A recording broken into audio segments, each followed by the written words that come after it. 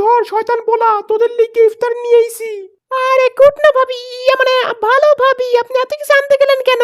দেখো আমি বেশিক্ষণ দাঁড়ায় থাকতে পারবো না, বাড়ি রেখে ইফতার দিয়া দাও। দুরু কি কই, ইফতার রেখে বাড়ি দিয়া দাও।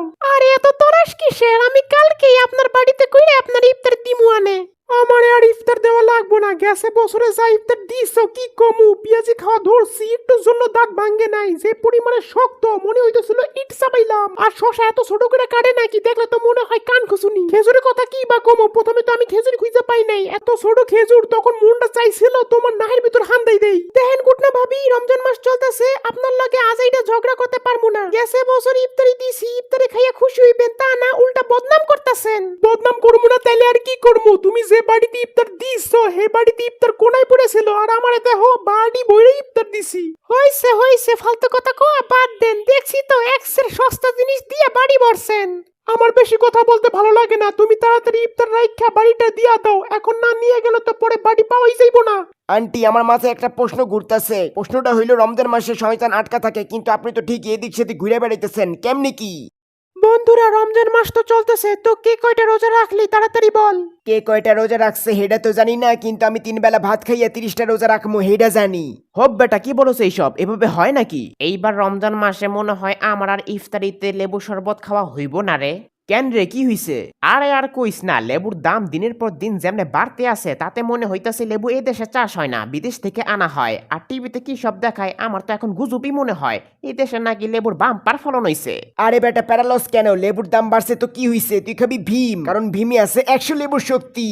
আমি আছি অন্য চিন্তায়, কারণ এমনের সময় বিড়ি খাইতে ভুলে যাই, কিন্তু রমজান মাস আইলে বিড়ি খাইতে খালি মন চায়। কিরে পাইজামা, কিছু বললি নাকি? না মানে বলতাছি, ইফতারে যত কিছুই আইটেম করা হোক না কেন, খাওয়াতে শুধু পরে 10 লিটার পানি।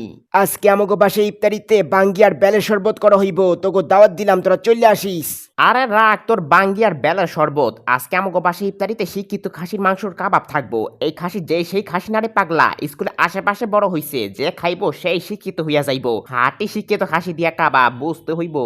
ওহ তাই নাকি, তাহলে তো ভালোই। আজকে তাহলে তোদের বাসায় ইফতার করব। আর ভালো লাগে না পড়ালেখা করতে, শিক্ষিত খাসির মাংসের কাবাব খাইয়া অটোমেটিক শিক্ষিত হইয়া যামু। ভাই আর যাই করস না কেন, বাজার থেকে সস্তায় খাবার কেনার আগে 1000বার ভাববি, কারণ কালকে বাজার থেকে সস্তায় চিকেন ফ্রাই কিনছিলাম ইফতারিতে খাবো বলে, খাওয়ার পর দেখি বেসনে হুদা হাড্ডি বুড়ে দিছে।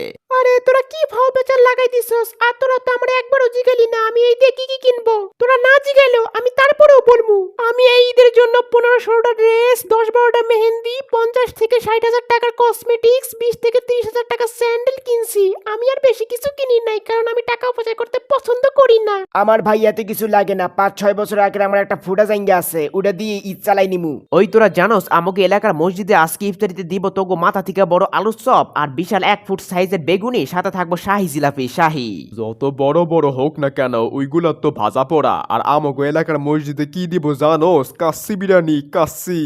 আরে ভাই তুই এটা কি বললি? আমার মুখ দিয়া তো একসে পানি পড়তাছে। আজকে তাহলে আমরা সবে মদনের এলাকার মসজিদে ইফতার করব, এটাই ফাইনাল।